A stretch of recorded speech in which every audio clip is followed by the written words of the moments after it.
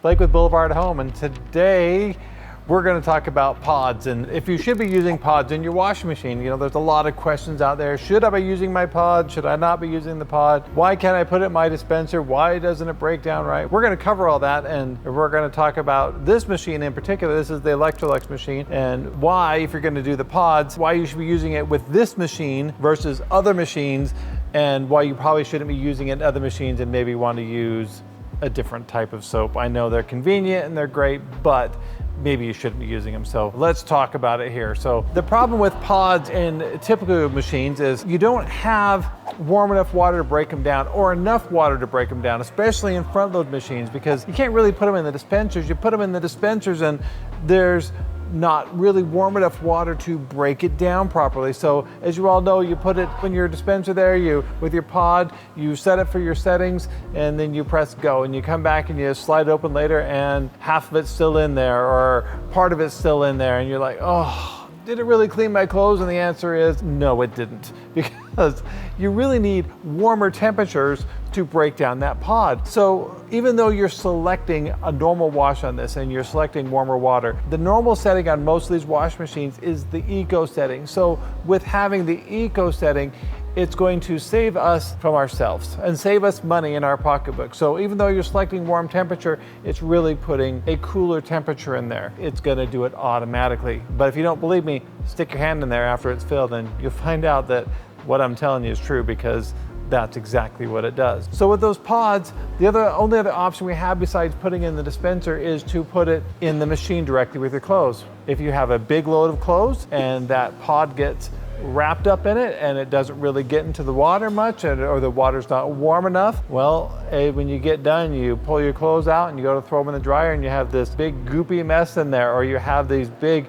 almost looks like grease stains on your clothing. Well, again, that's from the pod not really breaking down properly, and because it's stuck inside that article of clothing. You know that the rest of your stuff didn't get clean because this is where all the soap is. It's stuck in this one shirt or this one towel or this bed sheet. So it really didn't work very well. So is it good to use pods in machines?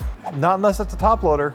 You know, if the top loaders, you can put them in there, and at least, you know, if you have a deep fill, they'll at least get into the water and break down. But with front loaders, it's not really a great idea with them, especially with machines that aren't designed for it. This machine was built in conjunction with Procter & Gamble, because they kind of went together and figured out some stuff as far as soaps go, and it's got two things going for it as far as with the pods. One, it has an actual pod dispenser that's in the machine itself that's located toward the back.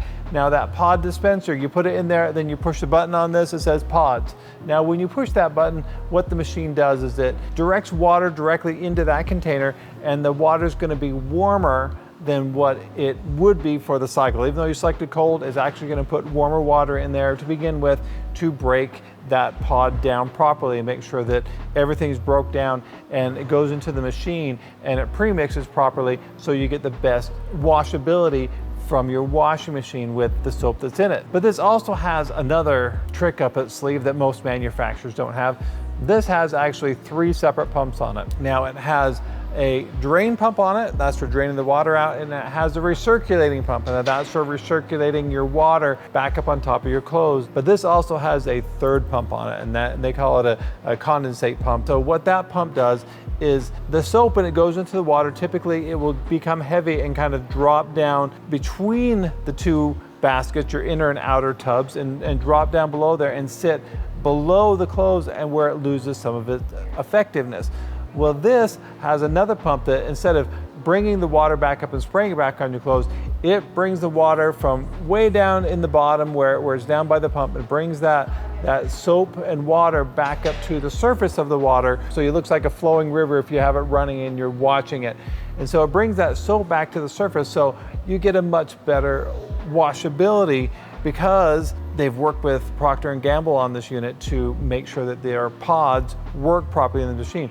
So unless you have a machine such as this, honestly, I'm not sure if I would really use those pods. I would probably stick with a liquid detergent or a powder detergent, depending on what you're washing. We've talked previously, but the liquid detergents are great for your normal household oils and dirts and stuff. If you're outside getting really greasy and grimy and grassy, you know, you probably want to use a powdered soap, but powdered soaps definitely have more fillers in them and more aggressive on your clothing. So I would probably stick with those in these machines. I know those pods are convenient. You reach in, grab them, throw them in there. And then you have some kids that like to do, you know, pod challenges, and don't do that. You know, I know it's colored and I know it's a great thing on the internet. Don't do it. Just don't do it. It's dumb. So to all the people that have done it, said you survived, congratulations, but don't do it.